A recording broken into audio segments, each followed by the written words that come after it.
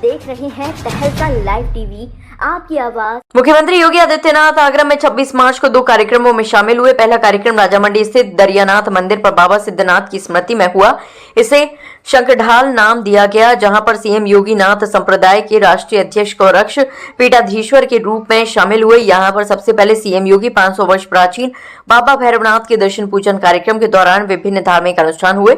इसके लिए परिसर में केसरिया और सफेद रंग से पंडाल तैयार किया गया। मंदिर की दीवारों को केसरिया रंग में रंगा गया। दूसरा कार्यक्रम सरकार के 8 साल पूरे होने पर जीआईसी मैदान पर लगाई गई प्रदर्शनी है। इसे देखने के साथ मुख्यमंत्री योगी यहीं पर 635 करोड़ रुपए की विकास योजनाओं का लोकार्पण और शिलान्यास किया और उन्होंने जनसभा को संबोधित भी किया। 45 दिनों में 66 करोड़ से अधिक श्रद्धालु जन, संत जन प्रयागराज की धरती पर आए। इतना बड़ा समागम संतों का और श्रद्धालुओं का दुनिया के अंदर इससे पहले कभी नहीं हुआ, कहीं नहीं हुआ। ये ताकत केवल सनातन धर्म में ही है। उसी सनातन धर्म को पुष्ट करने के लिए, मजबूत करने के लिए भारत की शैव परंपरा के एक प्रमुख पंथ के रूप में नाथ पंथ की अपना महत्वपूर्ण स्थान है। संप्रदाय से जुड़े हुए योगेश्वर अलग अलग उपपंथों के माध्यम से बृहत्तर भारत में आज भी सनातन धर्म के मूल्यों और आदर्शों के लिए अपने आप को समर्पित करके कार्य कर रहे हैं। रखना होगा, हमारा पंथ हो, संप्रदाय हो, कोई भी मत हो, कोई भी उपासना विधि हो, वह तभी सुरक्षित है जब सनातन धर्म सुरक्षित है। जो कुछ भी हो, सनातन धर्म के लिए समर्पण का भाव, और सनातन धर्म तभी सुरक्षित है जब देश सुरक्षित है। देश की सुरक्षा के लिए अपना सब कुछ समर्पित करना, अपने देश के लिए अपना सर्वस्व निछावर करना। और आज इसलिए भी मैं बोल रहा हूं क्योंकि योगी सिद्धनाथ जी उस परंपरा के योगी थे। उन्होंने बहुत लंबे समय तक मेरे साथ काम भी किया। लगातार इस आगरा मंडल में लगातार जागरण के किसी भी कार्यक्रम के साथ जुड़े रहते थे। आज वे हमारे बीच में नहीं है। मैं यहां पर योगेश्वर दरियानाथ जी के श्री चरणों में नमन करते हुए योगी सिद्धनाथ जी को, यहाँ की परंपरा के सभी उन योगेश्वरों को जो आज भौतिक रूप से हमारे बीच में नहीं है, उनको विनम्र श्रद्धांजलि अर्पित करता हूं।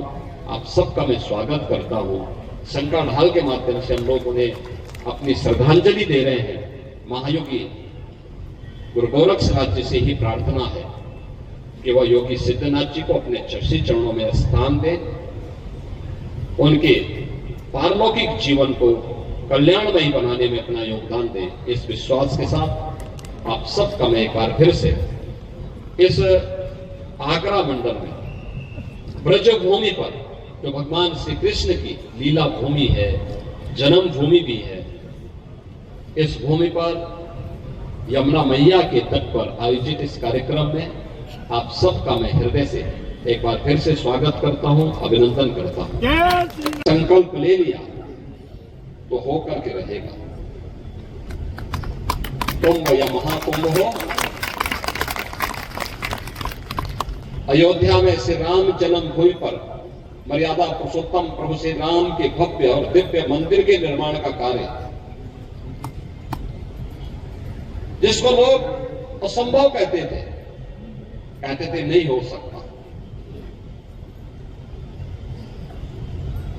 लेकिन वह संकल्प पूरा हुआ। संकल्प की पूर्ति का माध्यम बना समाज की जागरूकता, समाज की एकजुटता, सामाजिक एकता का जो भाव पूज्य संतों ने राम भक्तों के मन में पैदा किया। उत्तर से दक्षिण तक, पूरब से पश्चिम तक उस एकता के ज्वार ने सभी बाधाओं को दूर करते हुए, सभी बाधाओं को पार करते हुए राम जन्मभूमि के आंदोलन को इतना प्रचंड तेज के साथ भर दिया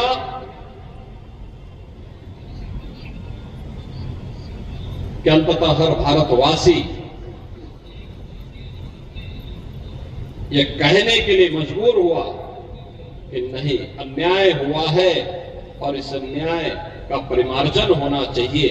और माननीय उच्चतम न्यायालय ने अंततः निर्णय देकर के अयोध्या में से राम मंदिर के निर्माण का मार्ग प्रशस्त किया और प्रधानमंत्री मोदी जी के करकमलों से आज रामलला भी अयोध्या धाम में विराजमान हो गए। स्थानीय लोगों का सहयोग लेते थे। धीरे धीरे करके ये सभी विरासत आज लुप्त होती जा रही है। इनके संरक्षण की दिशा में कार्य किए जाने की आवश्यकता है। जहां कहीं भी एक पुराने और पौराणिक स्तर के या अवशेष मिले उसको संरक्षित करिए, अपने स्थान पर इकट्ठा करिए। हम लोग प्रयास कर रहे हैं कुछ महत्वपूर्ण स्थानों पर सनातन धर्म से जुड़े हुए या फिर नाथ संप्रदाय से जुड़े हुए कुछ म्यूजियम बने जहां पे पौराणिक चीजों को एकत्र करके रखा जा सके, नई पीढ़ी को, नए योगेश्वरों को बताया जा सके किसका क्या महत्व है। अन्यथा वर्तमान पीढ़ी भूल जाएगी। मोबाइल फोन सबको भुला देगा। मोबाइल फोन का इस्तेमाल कम करिए, कम करिए। साधना में ज्यादा ध्यान दीजिए। ये जरूरी नहीं कि जो कुछ मोबाइल फोन में आपको जानकारी मिल रही वही सच है। सच हुआ है जो आप अपनी साधना से अर्जित करेंगे। जो लोक कल्याण का माध्यम आपको बना सके, जिसमें जनता जनार्दन का पार श्रद्धा और सम्मान आपको प्राप्त हो, वही सच है। सच हुआ नहीं जो आप मोबाइल फोन के माध्यम से देखते हैं या करते हैं। साथियों के मन में भी एक उत्साह का भाव जागृत हुआ। जिन्हें कहीं पे तलवार के बल पर, कहीं ताकत के बल पर दबाया गया है, उनके मन में भी भाव पैदा हुआ है कि अपने मूल्यों और अपने आदर्शों के लिए एकजुट होकर के लड़ी जाने वाली कोई भी सतत लड़ाई अंततः विजय श्री का वर्ण जरूर करवाती है। अयोध्या में 500 वर्षों के बाद संभव हुआ है तो दुनिया के अंदर अन्य जगह भी हो सकता है। आप दोनों कार्यक्रमों के साथ जोड़ सकते हैं, देख सकते हैं। अयोध्या में राम मंदिर का बनना, प्रयागराज में महाकुंभ का आयोजन, दोनों संतों के संकल्पों की परिणति है। संतों के व्यापक साधना की परिणति है, उनकी जागरूकता की परिणति है। क्योंकि पहले ये माना जाता था कि महाकुंभ के आयोजन में ये संतों का ही केवल कार्यक्रम है। कुछ भक्तगण भी आ जाते थे, लेकिन संतों ने जब एक सकारात्मक भाव के साथ पूरे समाज को जोड़ने का काम किया, देखते ही देखते वह संत कितने आए होंगे, बहुत रहे होंगे, 50 लाख, 1 करोड़, इससे ज्यादा साधु संत योगेश्वर पुजारी इन सबको मिला लें तो 50 लाख से अधिक संख्या नहीं रही होगी। लेकिन भक्तों की, श्रद्धालुओं की संख्या और पर्यटकों की संख्या मिलाकर के देखेंगे तो 66 करोड़, कई गुना बड़ी संख्या वहां पहुंची। ये व्यापक जन जागरण है। सनातन का गौरव दुनिया के अंदर बढ़ा है, दुनिया अभिभूत है। और जो कार्य आज के समय में आप सभी पूज्य संतों के द्वारा, योगेश्वरों के द्वारा देश के अलग अलग क्षेत्रों में आज जन जागरण के अभियान के साथ जुड़ रहे हैं, बड़ी विशिष्ट परंपरा है भारत के सनातन धर्म की। जन जागरण का अनेक कार्यक्रम उनके माध्यम से बहुत बिना किसी प्रचार के संचालित होता है और इसको इसी रूप में आगे बढ़ाना भी चाहिए। बिना किसी प्रोपोगंडा का होता है, बिना किसी प्रचार के कार्यक्रम होते हैं। कई कीर्तन यात्राएं निकलती हैं, कहीं पर भंडारा के माध्यम से, प्रवचन के माध्यम से कार्यक्रम आगे बढ़ते हैं, कई मंदिर। आप देख रहे हैं तहलका लाइव टीवी, आपकी आवाज